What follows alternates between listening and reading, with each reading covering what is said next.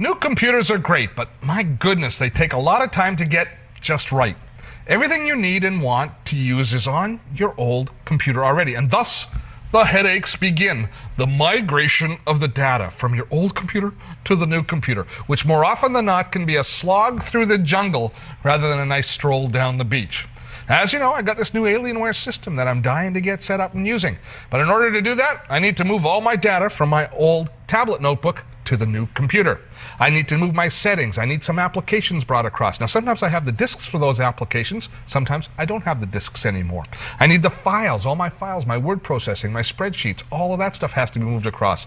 The bookmarks that I've got, and all of my Outlook stuff, my calendar, my contacts, my email.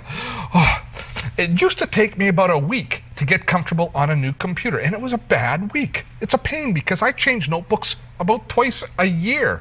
But now, hopefully, it becomes an evening worth of pain instead, because LapLink to the rescue. The folks at LapLink have this program called PC Mover Essentials, which theoretically has everything I need inside the box to migrate all of my data from my old computer to my new computer in one fell swoop.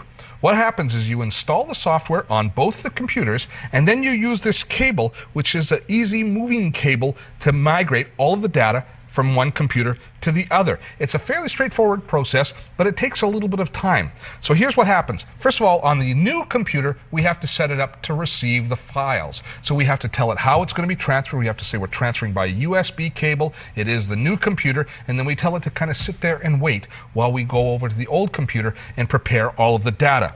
Now, on the old computer, we work our way through and we tell it that it's the old computer, and we navigate our way through till we choose how we're going to migrate the data. Now, we don't have to use this cable. We can also do it over a network. We can do it using a removable storage device, a parallel port if it's available, which is a very slow way of doing it, but we're going to choose over the USB cable as we have here. And then it creates something called a snapshot, which is basically an image of the new computer so it can determine what needs to be migrated.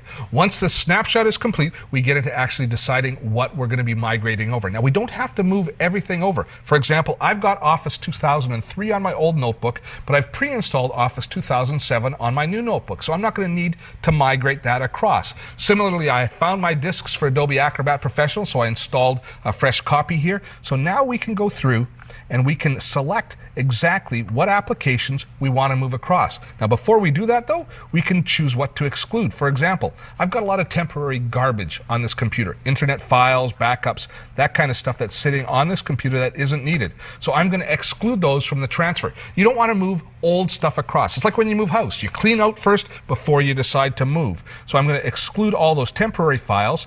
And now what's going to happen is this is going to take a few minutes. It's kind of like add remove programs. It's going through the entire computer and determining what applications are there, and then I'm going to give me a choice to determine which ones I want to move across and which ones I want to leave. And look, here's my list.